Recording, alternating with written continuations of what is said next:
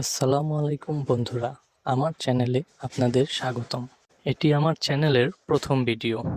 আপনারা যারা কিনা ফার্মিং পছন্দ করেন, শাকসবজি গ্রো করতে ভালোবাসেন, ফুল পছন্দ করেন, তাদের জন্যই আমার ভিডিও। আমরা অনেকেই শহরে বসবাস করি।